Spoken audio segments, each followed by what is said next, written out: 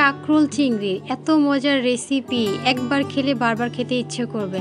এত সহজ এবং সিম্পলভাবে তৈরি করা যায়, অনেক মজা হয়। যারা কখনো কাঁকরোল না খেয়েছেন তারা অবশ্যই চেটেপুটে খাবেন। তা আমি কীভাবে রান্না করে দেখে নিন। তা আমি কাঁকরোলগুলো চাক করে কেটে নিয়েছি, কেটে কয়েকবার ধুয়ে নিয়েছি। আমার ভিডিওটা যদি ভালো লাগে লাইক কমেন্ট শেয়ার করুন, সাবস্ক্রাইব করে বেল আইকনটা বাজিয়ে দিবেন। ভিডিও ছাড়ার সঙ্গে সঙ্গে আপনার ওখানে নোটিফিকেশান চলে যায়। তা আমি একটা বাটিতে নিয়ে নিয়েছি কাঁকরোলগুলো, লবণ দিয়ে দিলাম স্বাদ মতো। এভাবে রান্না করে খাবেন, অনেক মজা হয়। এখন দিয়ে দিলাম হলুদের গুঁড়া পরিমাণ মতো। এখন দিব একটু মরিচের গুঁড়া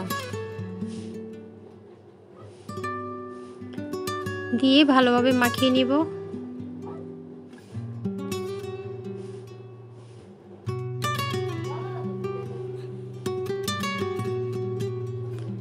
কাঁকরোল মাখানো কমপ্লিট হয়ে গিয়েছে।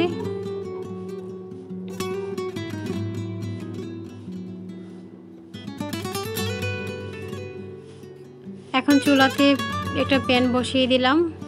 প্যানটা গরম হয়ে আসলে পরিমাণ মতো তেল দিয়ে দিব।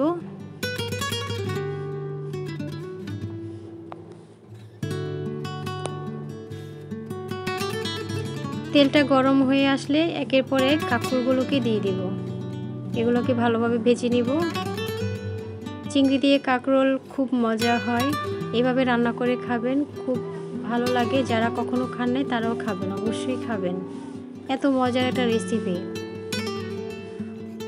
গরম ভাত দিয়ে এই রেসিপিটা খেয়ে দেখবেন, খুব ভালো লাগবে, অন্য কিছু আর লাগবে না। এটা দিয়ে ভাত খেয়ে নিতে পারবেন।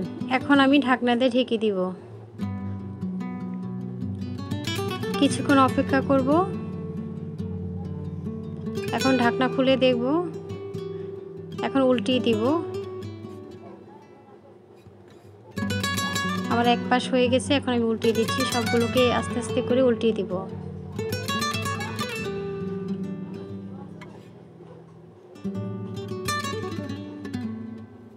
উল্টানো হয়ে গিয়েছে।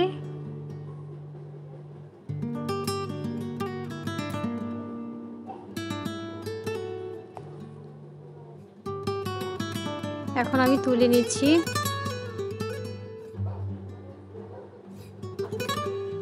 এই যে চিংড়িগুলো দিয়ে রান্না করব কাঁকরোলগুলোকে। বাকি যেগুলো ছিল এগুলো ভেজে নেব।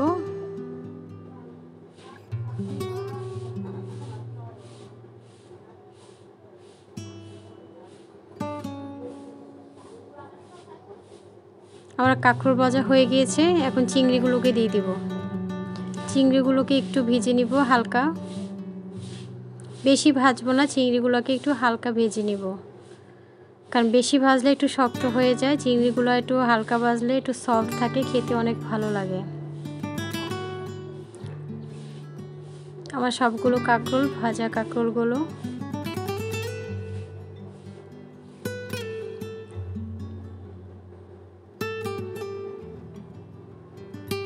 আমার চিংড়ি ভাজা হয়ে গিয়েছে। এখন আমি তুলে নিব।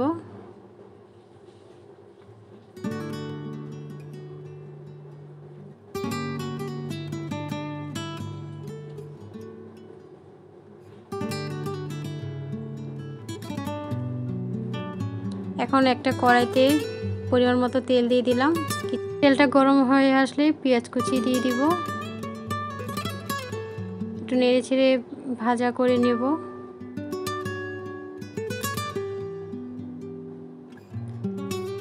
এই পর্যায়ে দিয়ে দিব আদা রসুন পেস্ট, দিয়ে ভালোভাবে নেড়ে ছেড়ে ভাজা করে নেব, যাতে আদা রসুনের কাঁচা গন্ধটা চলে যায়। এই পর্যন্ত ভাজতে হবে।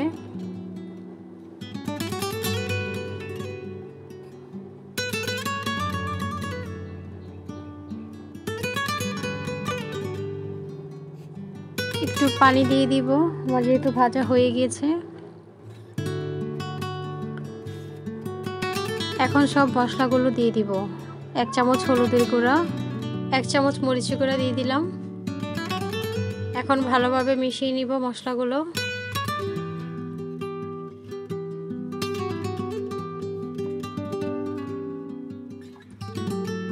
এই পর্যায়ে দিয়ে দিব 1 চামচ ধনিয়ার গুঁড়া।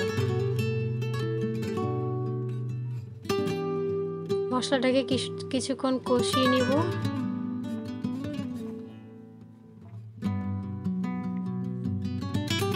এখন দিয়ে দিব অর্ধেকটা টমেটো, দিয়ে ভালোভাবে মিশিয়ে নিব। এখন ভালোভাবে কষিয়ে নিব মশলাটাকে। আমার মশলাটা কষানো হয়ে গেছে। এখন কাঁকরোল ভাজাগুলোকে দিয়ে দিব।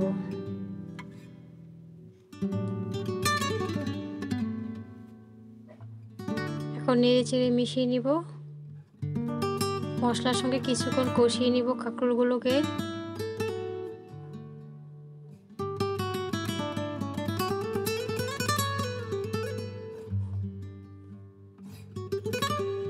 আমার কষানো হয়ে গিয়েছে।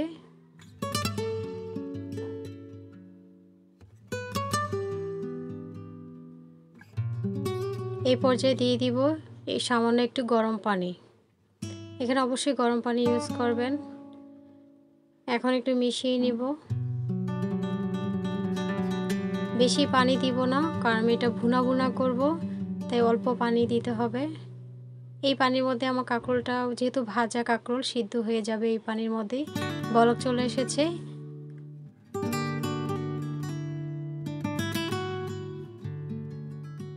এই পর্যায়ে দিয়ে দিব চিংড়ি মাছ ভাজাগুলো।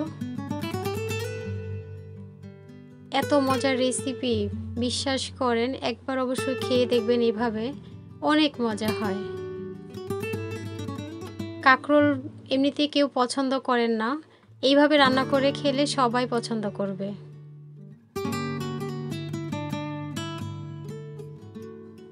এখন ঢাকনাটা ঢেকে দেব কিছুক্ষণ।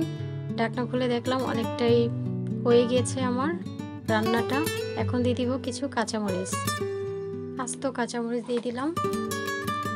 এই পর্যায়ে দিয়ে দিব একটু জিরার গুঁড়ো, দিয়ে একটু ভালোভাবে মিশিয়ে নিব। আমার ভিডিওটা যদি ভালো লাগে লাইক কমেন্ট শেয়ার করে সাবস্ক্রাইব করে বেল আইকনটা বাজিয়ে দিবেন। ভিডিও ছাড়ার সঙ্গে সঙ্গে আপনার ওখানে নোটিফিকেশন চলে যায়।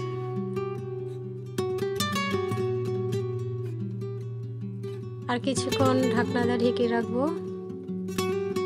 দেখেন আমার এটা হয়ে গেছে, একদম মাখা মাখা হয়ে গেছে। আমি সার্ভিং ডিশে সার্ভ করে নিচ্ছি। দেখেন কতটা সুন্দর কালার এসেছে, একদম সুন্দর সবুজ সবুজ একটা কালার আসছে। দেখতে যেমন সুন্দর, খেতে দুর্দান্ত। যারা কাঁকরোল কখনো খান নাই, এই রেসিপি ফলো করে একবার রান্না করে খাবেন, সবাই চেটে পুটে খাবেন। তো এখানে শেষ। আল্লাহ হাফেজ, আসসালামু আলাইকুম। Thanks for watching.